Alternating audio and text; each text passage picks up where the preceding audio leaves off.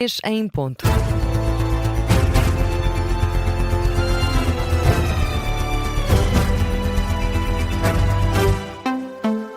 Hora de notícias na Rádio Observador com a edição de João Lourenço. E João, neste verão os doentes triados com pulseira amarela estão a esperar mais tempo do que no passado. E foram analisados dados entre 21 de junho e 12 de agosto, onde o tempo de espera ficou situado nos 56 minutos em média, ou seja, mais 6 do que no período homólogo do ano passado. Os números estão disponíveis no portal de monitorização do SNS, que indica 3 das regiões mais afetadas: Lisboa e Val do Tejo, Centro e também Alentejo. Na região de Lisboa, o tempo médio de espera dos doentes triados com pulseira amarela no serviço de urgência cifrou-se mesmo nos 96 minutos.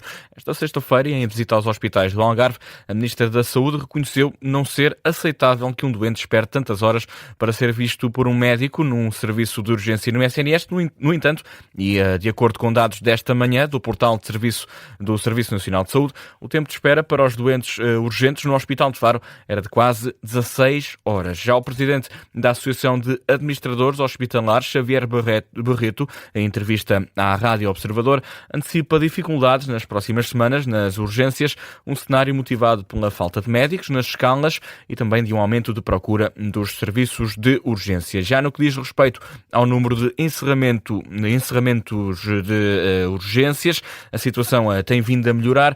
Para este fim de semana, de 15 a 16 de agosto, está previsto o encerramento de 2 urgências, neste caso a urgência de ginecologia e obstetrícia do Hospital de Abrantes e do Hospital de Porto Alegre. Já no mesmo fim de semana do ano passado estiveram encerradas 5 urgências, também todas dos serviços de ginecologia e obstetrícia, nos hospitais de Aveiro, Santarém, Caldas da Rainha, Vila Franca de Xira e Setúbal. Pode ler mais sobre este tema no site do Observador, no artigo assinado pelo jornalista Tiago Queiro.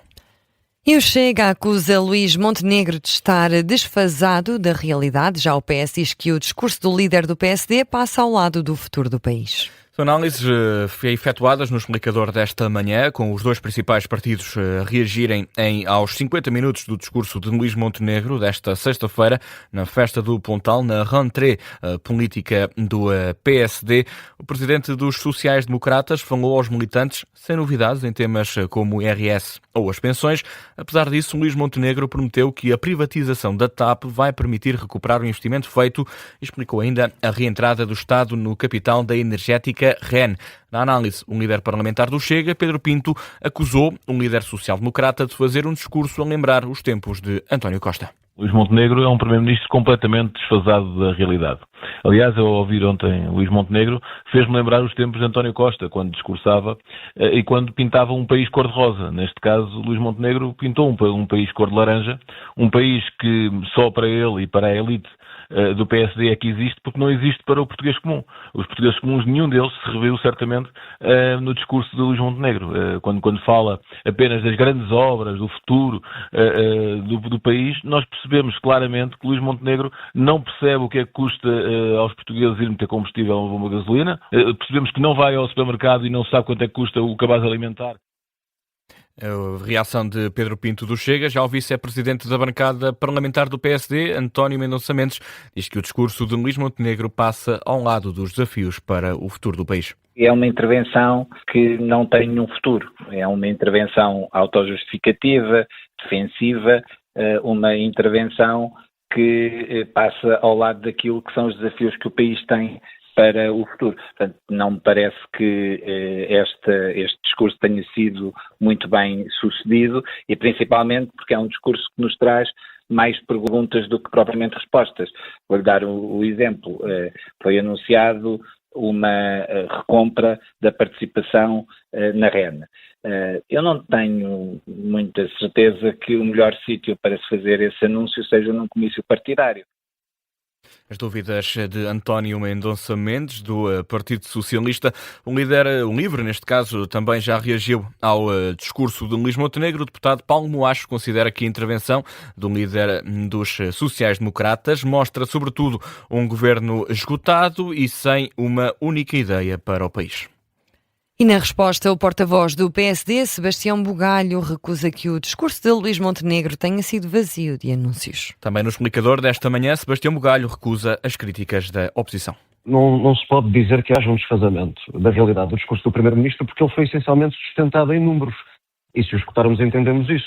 A mim parece-me relevante, por exemplo, quando falamos das matérias da habitação, e aí concordamos os três, que é uma matéria que deve ser prioritária e que aflige grande parte da população portuguesa neste momento, pareceu-me ser um número bastante positivo o facto de, ao dia de hoje, já terem sido concluídas 28.700 das casas do PRR que estavam previstas.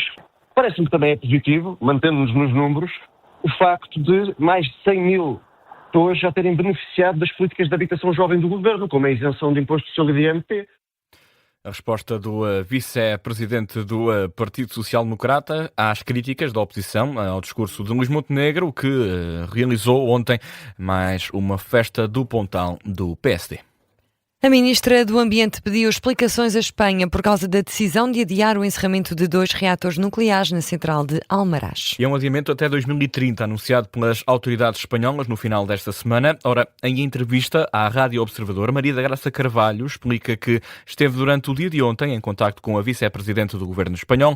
A ministra do Ambiente referiu que Portugal não tem nenhum meio de contestar a decisão espanhola, mas explica que pediu informações ao país vizinho.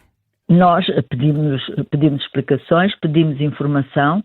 Contestar esta decisão, não temos nenhum meio de contestar esta decisão, nem pelos tratados internacionais, nem pelas convenções, pela Convenção de Espoo, não podemos contestar esta decisão. Esta decisão não deu lugar a um estudo de impacto ambiental, portanto, não seremos envolvidos nesta decisão. A ministra do Ambiente diz também que já pediu à APA, a Agência Portuguesa do Ambiente, para estar em contacto com as autoridades espanholas, nas quais diz que confia. E em relação ao relatório realizado pela ERSE, que concluiu que os preços dos combustíveis não sobem sistematicamente mais depressa do que descem, a Ministra do Ambiente reconhece que tem recomendações importantes. No estudo entregue à Ministra da Energia e do Ambiente, o regulador não encontrou evidência do efeito foguete pluma na evolução do preço dos combustíveis em Portugal. Ora, Maria da Graça Carvalho diz que concorda com o facto de o regulador recomendar que não haja limites ao preço. O regulador recomenda que não se faça limites aos preços e eu, na teoria, concordo, não gosto de limitar e de interferir nos preços do mercado, só em razões excepcionais, e foi isso que eu disse quando mandei a carta à ERSE, só quando há um aumento excepcional sem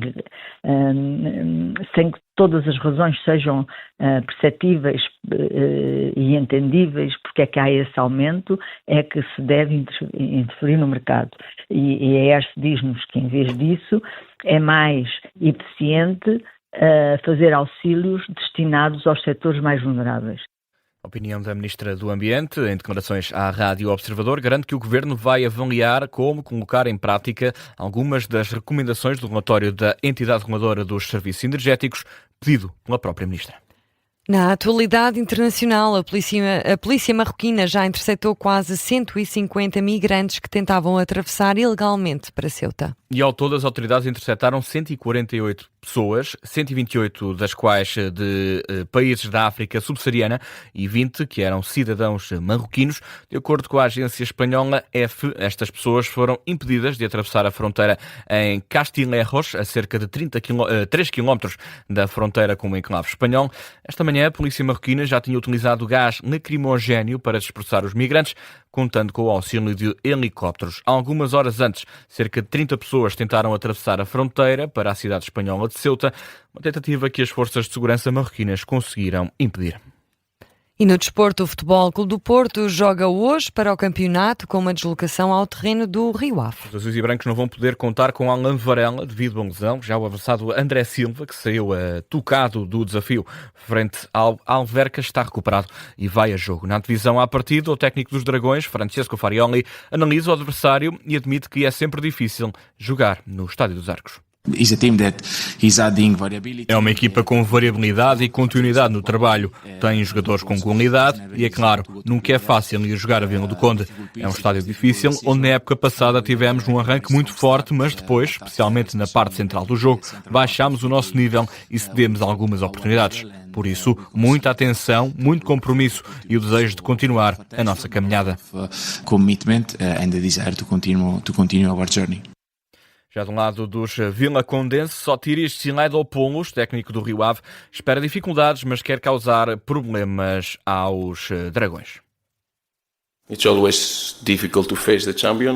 É sempre difícil defrontar o campeão. O Futebol Clube do Porto é uma grande equipa, uma equipa com uma identidade forte em campo, mas também com uma boa mentalidade, o que os torna especiais. Para nós é um jogo em que o estatuto vai ser sempre o mesmo. O Porto quer vir cá, levar os 3 pontos, por isso vai ser um jogo em que teremos que estar no máximo da competitividade, em todos os aspectos. E queremos ver consistência do nosso lado. Somos uma equipa que também tem valores fortes para ir a jogo e vamos tentar criar o máximo de problemas ao Porto.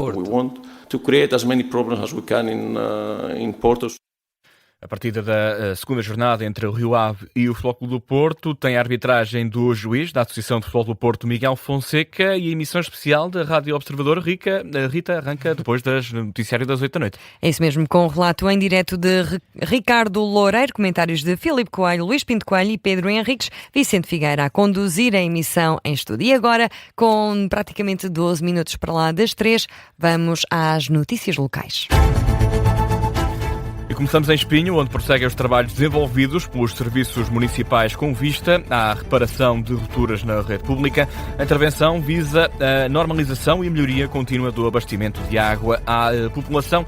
As intervenções mais recentes centram-se na Rua da Divisão e na Rua dos Limites. Em Sintra, vai começar da próxima segunda-feira a requalificação da estrada do Murganhal. A intervenção pretende melhorar as condições de circulação e também de segurança.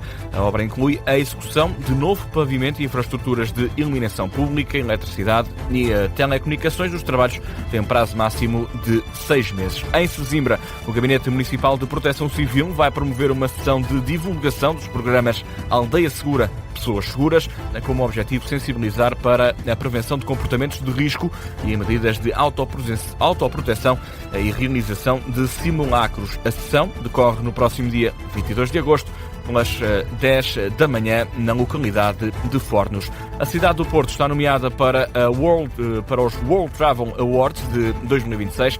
Está nomeada na categoria de Europe's Leading City Destination e também para liderar o destino de férias em termos culturais e também nomeado para Europe Leading Seaside Metropolitan Destination. As votações estão a decorrer online, vão decorrer até dia 28 de agosto. Na Marinha Grande, uma intervenção artística renovou a imagem do Pardão da Praia da Vieira. A iniciativa foi promovida pela Associação de Desenvolvimento da Praia da Vieira e realizada com o apoio da autarquia. A intervenção tornou o espaço mais atrativo para os residentes e também para os visitantes. Terminamos em Santarém, onde o município vai realizar uma campanha de esterilização gratuita de animais de companhia. É destinada aos residentes do concelho. Vai decorrer na próxima segunda-feira. O objetivo desta iniciativa é promover o bem-estar animal e o combate ao abandono. E assim terminamos o Jornal das 3, edição do jornalista João Lourenço. Até já. Até já.